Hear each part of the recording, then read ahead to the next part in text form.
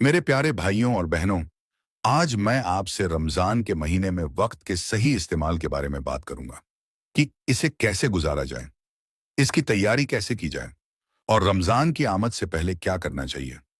मेरे ख्याल में सबसे अहम चीज जिस पर हमें गौर करना चाहिए वह यह है कि रोजा रखने का हुक्म हमें दिया ही क्यों गया। इसका एक सादा सा जवाब अल्लाह ताला ने खुद दिया है। अल्लाह फरमाता है, ऐ ईमान वालों, तुम पर रोजा फर्ज किया गया है जैसे तुमसे पहले लोगों पर फर्ज किया गया था, ताकि तुम तकवा हासिल करो। अब सवाल यह पैदा होता है, तकवा क्या है? जब भी लोग इस पर बात करते हैं तो वह आमतौर पर अल्लाह की नाफरमानी से बचने को तकवा कहते हैं। कुछ लोग इसे अल्लाह के खौफ से ताबीर करते हैं और कुछ लोग इसे अल्लाह की मौजूदगी का शोर कहते हैं। यकीनन आपने यह सब तारीफें सुनी होंगी। कुछ साल पहले एक नौजवान ने एक सवाल किया, हमें अल्लाह से डरने की जरूरत क्यों है? यानी जब कहा जाता है अल्लाह से डरो, तो इसका मतलब क्या है? यह बहुत अच्छा सवाल है। हमें सबसे पहले यह समझने की जरूरत है कि तकवा का मतलब अल्लाह का शूर रखना है। इस बात को जानना कि वह हमारा रब है, उसने हमें पैदा किया है, वही जमीन और आसमान का मालिक है और आखिरकार हमें उसी की तरफ लौट कर जाना है। जब इंसान की आखिरी घड़ी आती है तो दुनिया की कोई भी ताकत, कोई भी दौलत, कोई भी सेहत, कुछ भी उसे एक लम्हे के लिए भी रोक नहीं सकता। अगर हमें मालूम होता कि जब अल्लाह का मुकर्रर किया हुआ वक्त आ जाता है तो उसे एक लम्हे के लिए भी मोखर नहीं किया जा सकता, तो हम हर लम्हा अल्लाह की याद में बसर करते। जब वक्त पूरा हो जाता है तो आपको जाना होता है, चाहे आपके पास दुनिया भर की दौलत हो या बेहतरीन सेहत, लेकिन जब वक्त मुकम्मल हो जाता है तो आपको जाना होता है और कोई चीज इसे रोक नहीं सकती। इसीलिए हमें हर वक्त इस हकीकत को याद रखना चाहिए। हमें हमेशा यह सोचते रहना चाहिए कि मैं कहीं से आया हूं, मैं इस वक्त कहीं मौजूद हूं और मैं किस मंजिल की तरफ जा रहा हूं। यह है शौर। अब सवाल यह है कि क्या मैं अल्लाह की इबादत इसलिए करता हूं कि मैं उससे डरता हूं? यह एक अच्छा सवाल है। अगर आप किसी से डरते हैं तो उसके साथ आपका कैसा ताल्लुक होगा? जब आप किसी से बेहद मोहब्बत करते हैं, जब आप किसी को बेहद चाहते हैं, तो क्या आप उस शख्स को तकलीफ देना चाहेंगे? क्या आप ऐसा कुछ करेंगे जिससे आपका रिश्ता खराब हो जाए? जवाब होगा नहीं। क्यों? क्योंकि आप इस ताल्लुक को खराब नहीं करना चाहते हैं। तो अब बात समझ में आई। मैं अल्लाह से बेहद मोहब्बत करता हूं और मैं डरता हूं कि कहीं ऐसा कुछ ना करूं जिससे मेरा अल्लाह के साथ रिश्ता खराब हो जाए। यह खौफ असल में बेपनाह मोहब्बत से जन्म लेता है। क्योंकि मैं अल्लाह से बेहद मोहब्बत करता हूं, इसलिए मैं उसके नाराज होने से डरता हूं।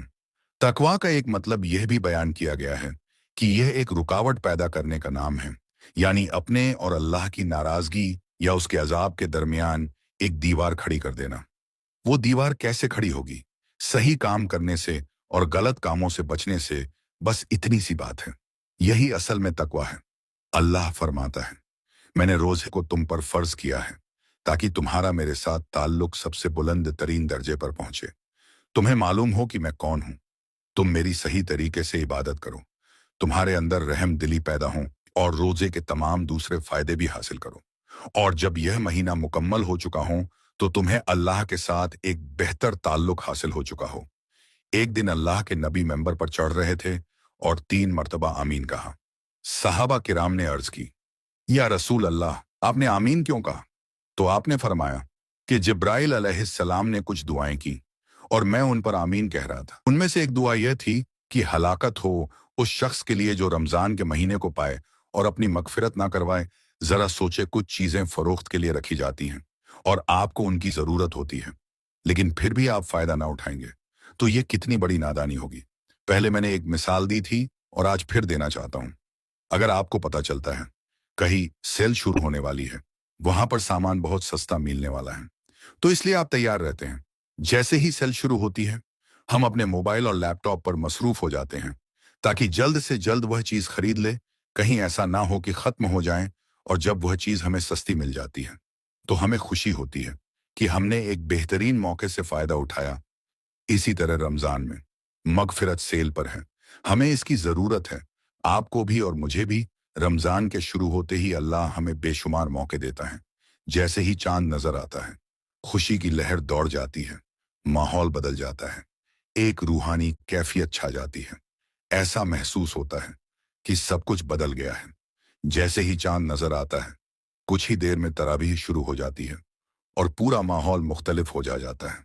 यह अल्लाह का खास इनाम है कि मिसाल बहुत मामूली और दुनियावी चीजों के लिए है, लेकिन रमजान की मिसाल हकीकी है, असल कामयाबी की।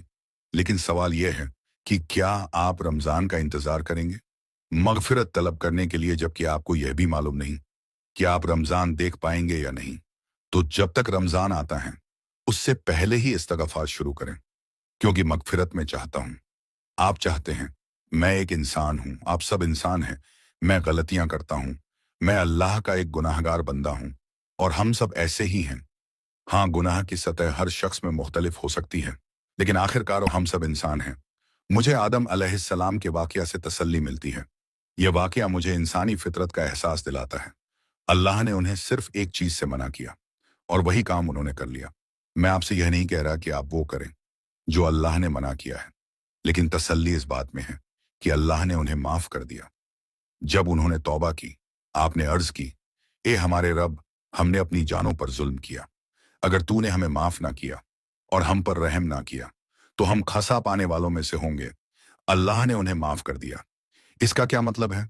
इसका मतलब यह है कि अल्लाह के मंसूबे का एक हिस्सा यह भी है कि वह देखे कि कौन बार बार उसकी तरफ रुजू करता है। लेकिन शैतान ने एक और चाल चली। उसका मंसूबा क्या था?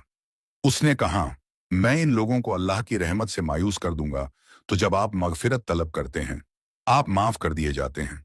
लेकिन फिर शैतान आकर आपको यह सोचने पर मजबूर करता है कि शायद आप माफ नहीं किए गए। आप सोचने लगते हैं कि शायद अल्लाह की रहमत मेरे किए हुए गुनाह को नहीं ढांप सकती।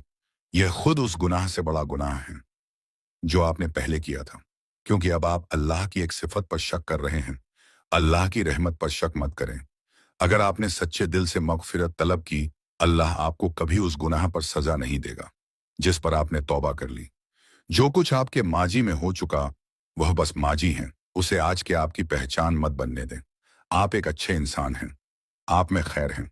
अगर ऐसा ना होता तो आप मस्जिदों में क्यों होते? अल्लाह के घर में। यह अल्लाह का घर है, मेरा या आपका नहीं। क्या आप कभी किसी ऐसे शख्स के घर जाना चाहेंगे जिसे आप पसंद ना करते हो? हरगिज नहीं। जब आप किसी के करीब होते हैं तो आपको उसके घर जाने में सुकून महसूस होता है। अल्लाह से हमारा ताल्लुक कैसा होना चाहिए? यह बंदे और रब का ताल्लुक है। हम अल्लाह के बंदे हैं। मैं अपना सर जमीन पर सिर्फ और सिर्फ अपने खालिक के लिए झुकाता हूं, किसी और के लिए नहीं। मैं कभी तसव्वुर भी नहीं कर सकता कि इस अंदाज में किसी और के सामने झुकूं, सिवाय उस जात के जिसने मुझे पैदा किया। आपको अल्लाह का शुक्र अदा करना चाहिए कि उसने आपको सजदा करने का मौका दिया, जो सबसे आला दर्जा है, क्योंकि यही वह लम्हा होता है जब बंदा अपने रब के सबसे करीब होता है। जब आप अल्लाह से मगफिरत मांगते हैं तो अल्लाह आपको माफ कर देता है। लेकिन सवाल यह है कि क्या आपने खुद को बदला? अगर इंसानी कमजोरी के बायस आप दोबारा गुनाह कर बैठे तो मायूस ना हो, फिर से तौबा करें। अगर अल्लाह उन चींटियों को जानता है जो जमीन के नीचे छुपी होती हैं, तो क्या वह आपको नहीं जानता? वह आपको आपके नाम समेत जानता है। आपके मसाइल, आपकी जरूरतें, सब कुछ, यहां तक कि आप खुद को जितना जानते हैं उससे भी ज्यादा। अगर मैं आपसे पूछूं कि आप अपने कितने दादा परदादा के नाम बता सकते हैं, शायद सबसे ज्यादा जानने वाले भी 8 से आगे ना जा सके। और आप समझते हैं कि आप सब कुछ जानते हैं। क्या आप जानते हैं कि आप और मैं एक ही शख्स की औलाद हैं? जानते हैं। वह कौन थे? उनका नाम नूह अलैहिस्सलाम था। मैंने कुछ लोगों को कहते सुना आदम। हाँ, आदम अलैहिस्सलाम भी सही जवाब है, लेकिन नूह अलैहिस्सलाम भी हमारे जद अमजद हैं, और वह भी आदम अलैहिस्सलाम की औलाद औलाद में से थे। हम सब नूह अलैहिस्सलाम के खानदान से हैं। अगर आपको यह पहले नहीं मालूम था तो आज जान ले, आप यह कह सकते हैं कि मैं नबी के खानदान से हूं, क्योंकि हकीकत में आप नूह अलैहिस्सलाम की औलाद हैं। जब अल्लाह ने नूह अलैहिस्सलाम के दौर की तबाही के बारे में जिक्र किया तो फरमाया, हमने उनके खानदान को बाकी रखा, यानी उनकी नस्ल ही वो थी जो बाकी बची और आगे चली। लेकिन इससे भी करीब अगर हम अपने सजरे को 15 नस्लों तक ऊपर ले जाएं, तो हम सबका नस्ल किसी न किसी मकाम पर एक ही शख्सियत पर जाकर मिलेगा, लेकिन हमें इसका इल्म नहीं। तो क्या आपको एहसास है कि हम सब आपस में रिश्तेदार हैं? यह हकीकत है कि हम सब जुड़े हुए हैं। हमें इसकी अहमियत का एहसास होना चाहिए। आपके बराबर जो शख्स बैठा है, अगर आपका अल्लाह से ताल्लुक मजबूत है तो आपको एहसास होगा कि जिस अल्लाह को मैं खुश करना चाहता हूं, उसी अल्लाह ने इस शख्स को भी पैदा किया है जो मेरे बराबर में बैठा है। वही अल्लाह है जिसने उन्हें बनाया। तो अगर मैं अल्लाह को राजी करना चाहता हूं तो मुझे उसकी मखलूक के साथ अच्छा बर्ताव करना होगा। आप सड़क पर चल रहे हैं, आपके आसपास जो लोग हैं, क्या वह उसी अल्लाह की मखलूक नहीं है जिसे आप राजी करना चाहते हैं? आप सड़क पर चलते हुए अल्लाह की हम्दो सना कर रहे हैं, लेकिन जिसे अल्लाह ने पैदा किया उसके करीब से गुजरते हुए आपने उसे हिकारत से देखा या उसकी तरफ थूका तो उसका क्या फायदा? आपने क्या पाया?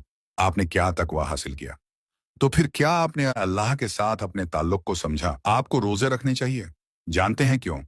जब आप रोजा रखते हैं और भूख लगती है तो बहुत सी चीजें होती हैं, आपको खाने की याद आती है। फिर एहसास होता है कि मैं नहीं खा सकता। फिर उन लोगों का ख्याल आता है जो खाने को तरसते हैं। तब आपके दिल में हमदर्दी आती है। फिर एक और आयत में आपको सिखाया जाता है कि सदका करो, रमजान में इसका अजर बढ़ा दिया जाता है। तो आप अपनी जेब में हाथ डालते हैं और 10 रुपए 20 रुपए निकालते हैं और किसी ऐसे शख्स को देते हैं जिसके पास वो नहीं जो आपके पास है। अल्लाह आपसे कहता है कि तुम इंसान हो, मैंने तुम्हें पैदा किया है और मैंने रिज़्क में कुछ को दूसरों पर फजीलत दी है। कुछ हम में से ज्यादा इल्म रखते हैं, कुछ हम में से ज्यादा मालदार हैं। क्यों? यह सब आजमाइश है। जब अल्लाह आपको आपकी जरूरत से ज्यादा अता करता है, जी वह चाहता है कि आप अपनी इजाफी दौलत उन लोगों के साथ बांटे जिनके पास कम है। यही चीज आपको अल्लाह की याद दिलाती है। हम सब जमीन पर एक साथ हैं।